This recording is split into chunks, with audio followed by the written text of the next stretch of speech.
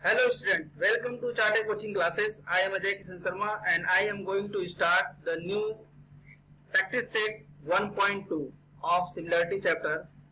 Students, practice set 1.2 को solve करने से पहले कुछ थ्योरम के बारे में जानना बहुत जरूरी है, ठीक है ना। और बहुत ही इंपॉर्टेंट थ्योरम है और इस थ्योरम्स का यूज हमें करना है एक्सरसाइज 1.2 में, प्रैक्टिस सेट 1.2 में, ठीक है। ये जो थ्योरम है ये पेपर में, बोर्ड एग्जाम में प्रूविंग करने के लिए भी आ सकता है ना, और इस पे डिपेंड क्वेश्चंस भी आ सकते हैं, ठीक है ना। तो और इस थ्योरम का नाम है, पहला थ्योरम है 1.2 एक्सरसाइज के पहले, बेसिक प्रोपोर्शनलिटी थ्योरम। इस बेसिक प्रोपोर्शनलिटी थ्योरम का जो इंपॉर्टेंस है बहुत ज्यादा है। व्यू ऑफ एग्जाम व्यू से देखें या उसके क्वेश्चन से देखें, और इस जो बेसिक प्रोपोर्शनलिटी थ्योरम है इससे अदर थ्योरम भी प्रूव होते हैं। ओके स्टूडेंट, तो सबसे पहले हम लोग बेसिक प्रोपोर्शनलिटी थ्योरम जो है इसके बारे में हम लोग इसकी प्रूविंग देखेंगे और फिर इसके बाद हम लोग आगे बढ़ेंगे। ओके, तो सबसे पहले हम लोग आते हैं बेसिक प्रोपोर्शनलिटी थ्योरम का स्टेटमेंट क्या है।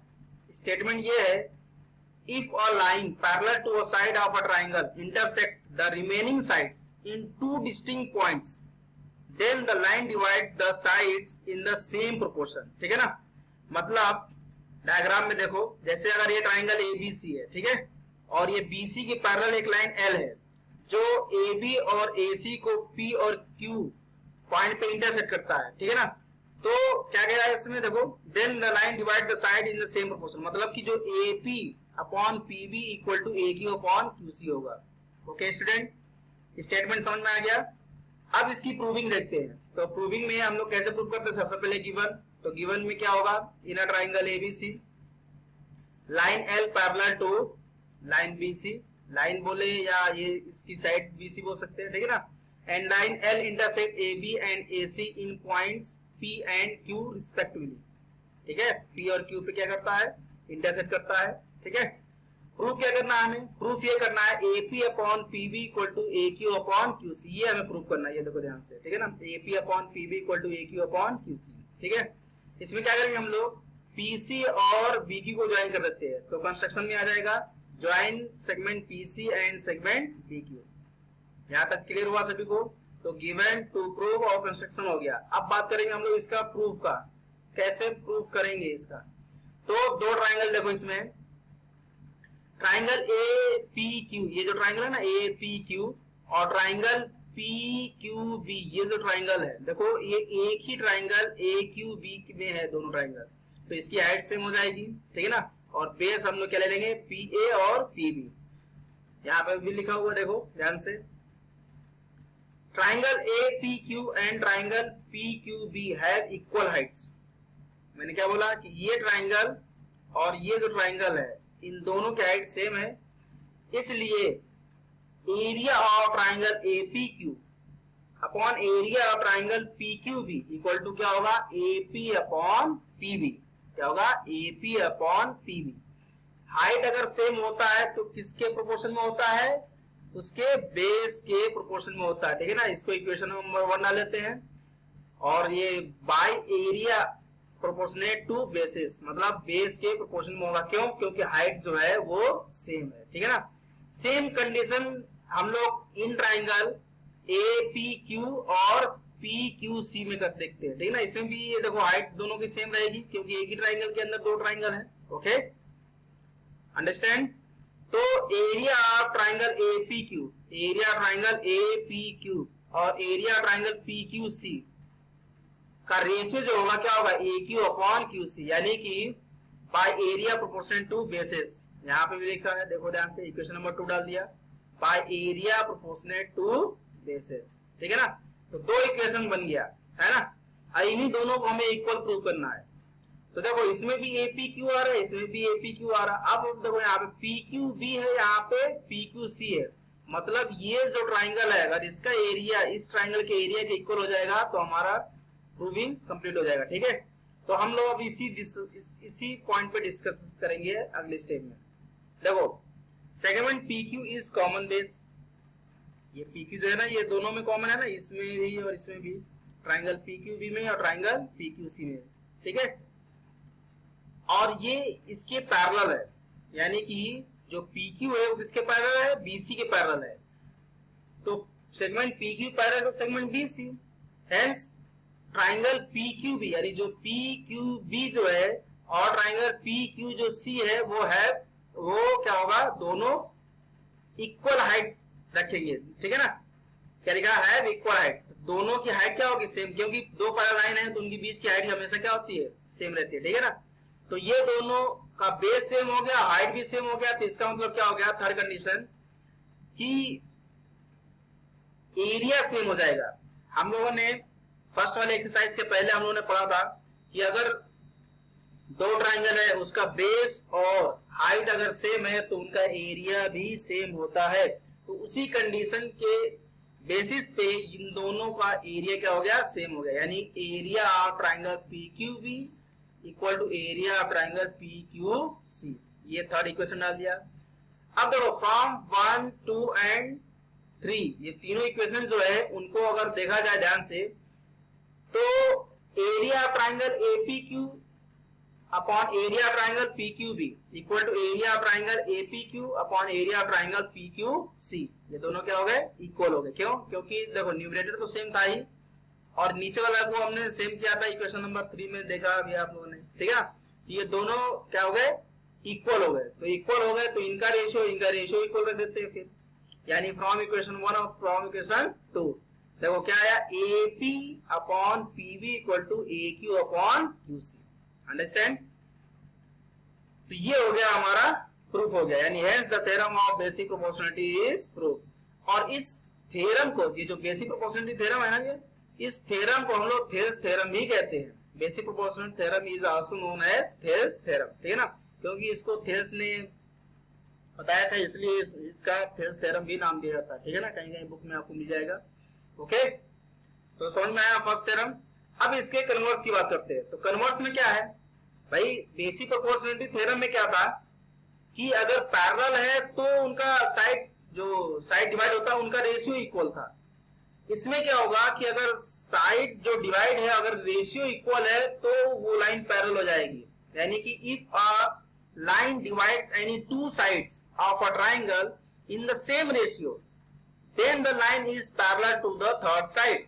ओके, यानी कि अगर कोई ट्राइंगल दिया हुआ है ABC, ठीक है, ABC, और ये लाइन L जो है वो पैरेलल है किसके, BC के, ठीक है। तो AP अपॉन PB और AQ अपॉन QC होता था, ये था किसमें, बेसिक प्रोपोर्शनलिटी थ्योरम में। अब इसके कन्वर्स की बात करते हैं। अब इसमें क्या गिवन होगा, AP upon PB equal to AQ upon QC। तो अगर इनका रेशियो अगर सेम है तो ये पैरेलल हो जाएगा, यही स्टेटमेंट में लिखा हुआ है, ठीक है ना, दिख रहा होगा सबको। तो गिवन में क्या है, in figure line L intersect the side AB and side AC of triangle ABC in points P and Q respectively and AP upon PB equal to AQ upon QC। अभी मैंने बोला ना कि अगर जो साइड डिवाइड होता है उनका रेशियो अगर दिया हुआ है तो hence line L parallel to segment BC, मतलब कि जो लाइन L है वो क्या होगा, पैरेलल टू BC हो जाएगा। इसी को बोलते हैं converse of basic proportionality theorem. Okay student, अब आते हैं अगले थ्योरम पे। अगला थ्योरम भी बहुत इंपॉर्टेंट है, इसका नाम क्या है, property of angle bisector of a triangle. Angle bisector of a triangle मतलब कहने का ये है कि कोई भी ट्राइंगल है उसमें का कोई भी एक एंगल का अगर बाइसेक्टर दिया हुआ है तो क्या कंडीशन होती है उसको देखो। The bisector of an angle of a triangle divides the side opposite to the angle in the ratio of the remaining side। मतलब ये एक ट्राइंगल पे ले लो, जैसे ये ट्राइंगल है ABC, है ना, आपको दिख रहा सभी को। तो ये ABC एक ट्राइंगल है और जो CE है वो क्या है, एंगल बाइसेक्टर। देखो ये और ये दो एंगल दिए गए जो कि इक्वल है, मतलब सेम साइन है तो मतलब इक्वल एंगल। तो जो CE है वो एंगल ACB को क्या करता है, बाइसेक्ट करता है। तो हमको क्या प्रूव करना है, हमको ये प्रूव करना है AC upon CV equal to AE upon EB, यही प्रूव करना है। ठीक है, स्टेटमेंट सबको समझ में आ गया ये। अब देखो तो स्टेप बाय स्टेप चलते हैं। सबसे पहले गिवन, भाई प्रूविंग बहुत जरूरी है क्योंकि थ्योरम भी आता है प्रूव करने के लिए, ठीक है ना, बोर्ड में। तो गिवन में क्या हो गया, in triangle ABC bisector of angle C intersect segment AB in the point E। अभी देखो ये है ना, ये इंटरसेक्ट करा ना इस पे E पे, ये तो गिवन में आ गया। टू प्रूव क्या करना है हमें, अभी मैंने बोला कि AE upon EB equal to CA upon CB, ठीक है ना। ओके, तो AE upon EB equal to CA upon CB, ये हो गया प्रूव में। अब कंस्ट्रक्शन में थोड़ा देखते हैं क्या इसमें भाई प्रूव करना है, तो कैसे हम लोग प्रूव करेंगे, तो उसके लिए थोड़ा सा कंस्ट्रक्शन की जरूरत पड़ती है, ठीक है ना। कभी कभी नहीं भी पड़ती है, लेकिन कभी कभी जरूरत पड़ती है उसको प्रूव करने के लिए। इसमें जरूरत पड़ेगी क्यों, क्योंकि हम लोग इसको प्रूव कैसे करेंगे, तो उसके लिए हम लोग बीपीटी थ्योरम का यूज करके ही प्रूव कर सकते हैं हम लोग। तो देखो इसमें क्या है, draw a line parallel to ray CE, draw a line parallel to ray CE passing through the point B, extend AC so as to intersect it at point D। मतलब जो CE है इसके पैरेलल एक line draw किया, ठीक है ना, एक पैरेलल लाइन ड्रॉ किया और AC को एक्सटेंड कर दिया जो कि D पॉइंट पे करता है, इसको इंटरसेक्ट करता है, ठीक है ना। ये हो गया कंस्ट्रक्शन। ओके, ये इसके पैरेलल है, यानी CE पैरेलल टू BD हो गया और इसको एक्सटेंड कर दिया जो कि D पर इंटरसेक्ट करता है, ठीक। अब देखो इसका प्रूविंग क्या करते हैं। प्रूविंग में क्या होगा, देखो अभी बोला CE जो रे है वो पैरेलल टू क्या है, BD के है ना, और जो AD हो जाएगा वो हो गया ट्रांसवर्सल, ठीक है। तो ट्रांसवर्सल हो गया, तो अगर ये ट्रांसवर्सल है, ये इसके पैरेलल है, तो ये वाला जो एंगल है इस एंगल के इक्वल होगा। वही लिखा है यहाँ पे ACE equal to CDB, ACE और ये हो गया CDB, ये दोनों क्या हो गए, करस्पॉन्डिंग एंगल हो गए। क्यों, क्योंकि पैरेलल है ना ये, तो ये दोनों एंगल इक्वल हो गए, ठीक है। Now taking BC as transversal, अगर हम लोग BC को ट्रांसवर्सल एज लें तो क्या होगा, ये एंगल इस एंगल के इक्वल होगा, ठीक है ना। ये हो जाएगा अल्टरनेट एंगल, यानी angle ECB equal to angle CBD, ठीक है, समझ में आया। ये अल्टरनेट एंगल हो गया और ये करस्पॉन्डिंग एंगल हो गया। ये इक्वेशन 1 डाल दिया, इक्वेशन 2 डाल दिया, ठीक है ना। अब इन दोनों इक्वेशन से देखेंगे क्या बनने वाला है।